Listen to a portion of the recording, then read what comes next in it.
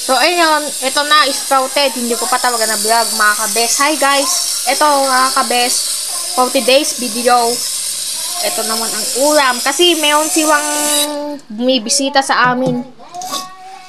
Diba, ang gandang tao. Ano, hindi puro-puro ganyan yung mga... No, kasi no, magluluto ka pa mamaya. Dapat lumabas muna kayo, mag-spray tayo sa loob. Ayun na. Ayan.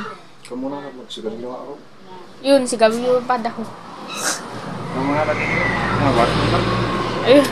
Yun, magsiga. Ayun, maamoy ko.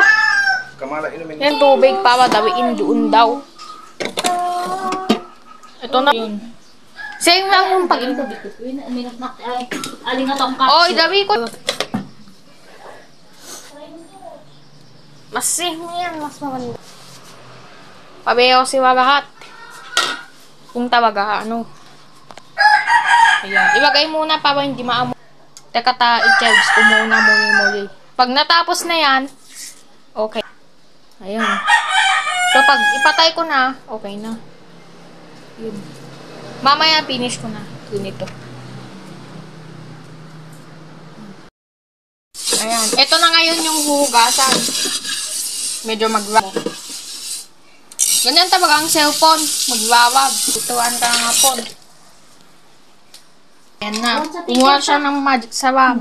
Sir, di ba na ito? Oyster sauce. Pa, dawan na ito. Ayun. Ay, papakuluan. Ay, papainitin pa ba yung kababi? Ito na. Dati katatalpak mo. Ayan. Nung kakumana pa nagtaltalpak, awan kumakas ka ng utang mo. Saksak na rin ang bagbaga. Dati hindi na nilit na ito na.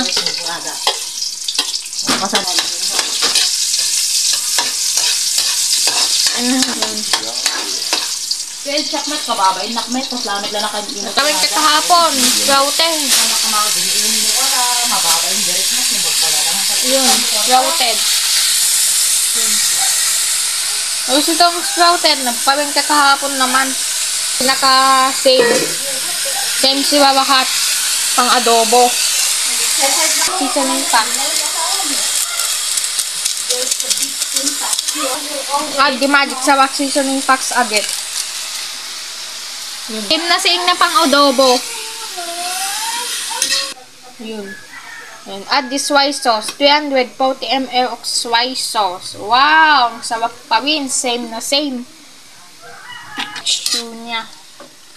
Para mukhang oyster sauce. Yan. Lagyan ng oyster sauce para mas masarap pa.